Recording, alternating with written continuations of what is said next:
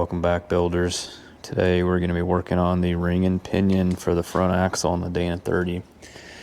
I did go ahead and mark with some little paint pen which side the bearing caps come out on. I'm not planning on punching those like other videos I have you do. Alright, just like that, ring and pinion's in. Not going to go through the details on that. I'll link a couple of videos that we used to help walk us through the different steps. Don't need to recreate the content. I will share some links of tools that we used and the value in having some of those tools compared to other methods.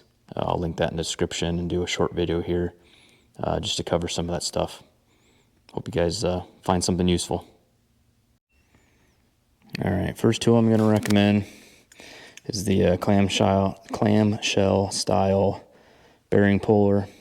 This thing's fantastic to have when you're pulling the ring and pinion bearing off, mostly on the pinion side and even on the carrier housing.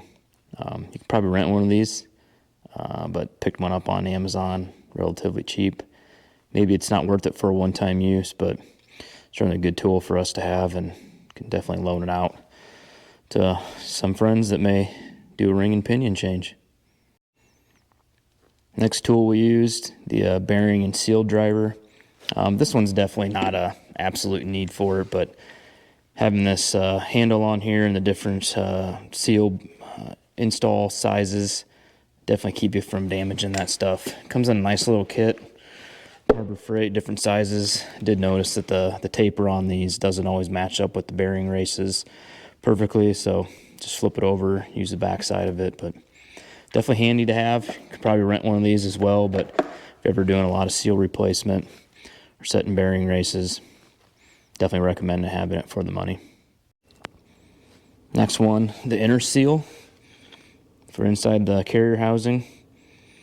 This is definitely handy. I know there's different ways you can do it. You can run a black pipe or some sort of pipe through the axle tube itself to push those in, but I feel like something like this will help prevent any potential damage. So whether or not you want to have to spend another 10 or 15 bucks on replacing seals, definitely a good tool to have. Probably something easy to mock up, but just helps press it in without having to do a bunch of hammering on it.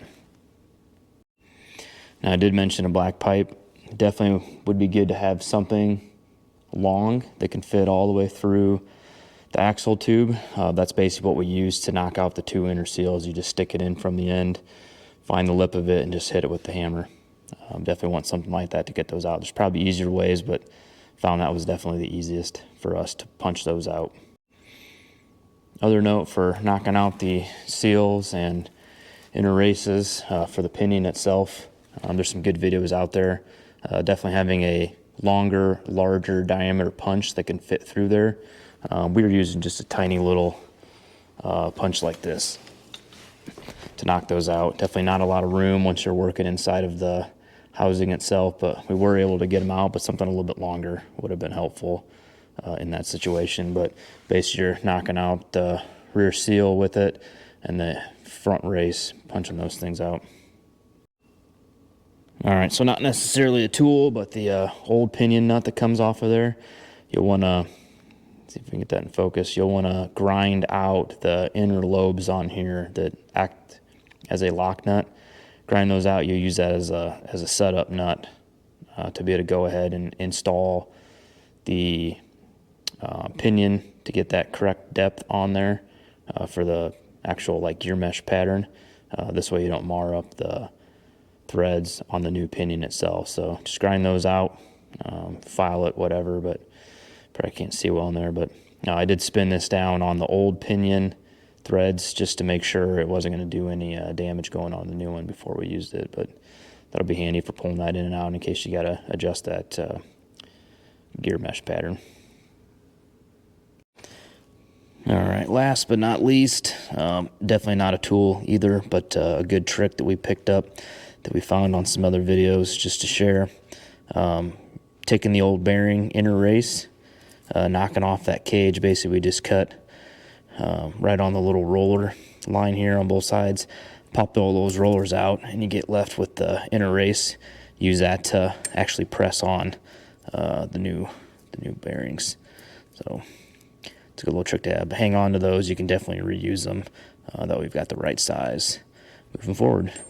But yeah, we're gonna get this axle back in the Jeep, and then we think it'll be easier to do the rest of the work while it's mounted, so we're not having to fight this thing rolling around on 2 tiny little dollies. So all right, so I know we didn't cover a lot of actual detail on the front ring and pinion change for the Dana 30, and that's by design. As I mentioned, there's a lot of good videos out there that already show how to do this type of work, so there's no intent to bore everybody with seeing the same how-to. These videos are really more for sharing what we've been working on so people can kind of keep up to date with where we're at on progress. None of this stuff is really mind-blowing. Ring and pinion, doing a little paint, suspension, people have done plenty of that before. You know, as we get deeper into this build, certainly in the next couple years, I think doing like the Hemi or the LS swap, we're still on the fence which direction we're going to go. So if you've got any thoughts or opinions, feel free to comment down below. But hopefully that content will be more enjoyable, a little bit more depth on what we plan to do.